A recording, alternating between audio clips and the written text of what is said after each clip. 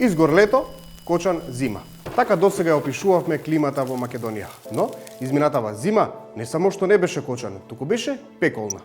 Службата за мониторинг пресмета дека Европа имаше втората најтопла зима од почетокот на мерењата во 1979 година, а февруари на стариот континент бил со надпросечна температура и со далеку помалку влага. Климатските промени се тука, а Македонија не е подготвена. Новиот закон за климатска акција се уште чека зелено светло од собранието, а треба да почне да се применува од 1 јануари 2024 година. И некој ќе рече, па добро, има време до јануари, но часовникот отшукува. Македонија потврла, а тоа го признаваат и надлежните во третиот двегодишен извештај за климатските промени. Клучна улога во борбата со климатските промени има Министерството за животна средина и просторно планирање. Таму постои оделение за климатски промени и Центар за мониторинг и известување. Но на ниво на влада имаме проблем. Националниот комитет за климатски промени треба да биде координативно тело, ама не функционира поради честите избори и менувањето на позициите на функционерите, а и во институциите нема доволно квалификуван кадар за ефективна климатска акција.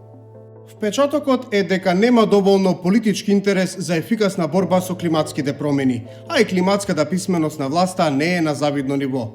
Тоа може да се заклучи и од буџетот за 2023 година. Само 0,7% од расходите се планирани за заштита на природата. Проблеми има и на локално ниво. Малку градови имаат стратегија за климатска отпорност, а ако сакате да дојдете до информација за климатските промени, најдувате на скудни информации. Ова ја прави Македонија многу ранлива земја, зашто заканата не се препознава, па оние кои ја водат оваа донкихотовска битка треба да се подпираат на финансиска поддршка од меѓународни организации. Новиот закон се носи цели 2 години откако Македонија ја доби првата долгорочна стратегија за климатска акција.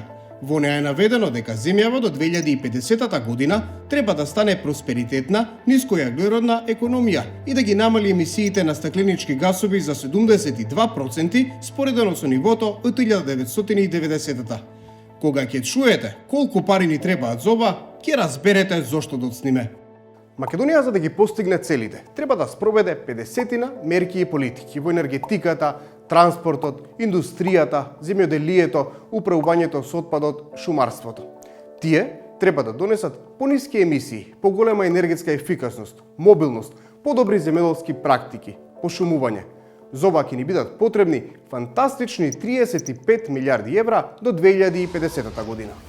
Задолженија ќе добијат повеќе институции, и на централно и на локално ниво. Ќе се формира Национален координативен совет за климатска акција, тело кое што ќе дава насоки и препораки за она што треба да се прави. Во него ќе членуваат представници на повеќе институции, министерства, агенции, дирекции, МАНУ, комори, локални самоуправи. А главен играч ќе биде Министерството за животна средина. Премиерот ќе биде начело на Националниот совет за одржлив развој, а ќе се формира и советодавно научно тело кое што ќе треба да дава ум. Но, во извештајот за проценка на влијанието на регулативата, доставен заедно со предложеното законско решение, се предупредува дека заложбите не смее да останат само на хартија.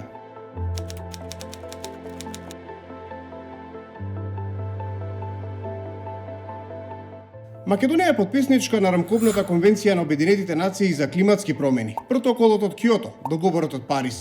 Иако сме мала земја со скромни емисии, сепак мора навреме да действуваме, зашто последиците ќе бидат огромни.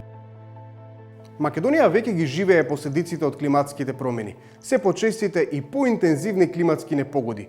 Сушите, запустувањето на површините и губењето на водните акумулации укажуваат на фактот дека системските промени требаше да се случат уште вчера. Како мала земја без пристап до море, зачувувањето на пределите и на природните ресурси треба и мора да биде приоритет. Климатските промени повеќе не се викенд активност.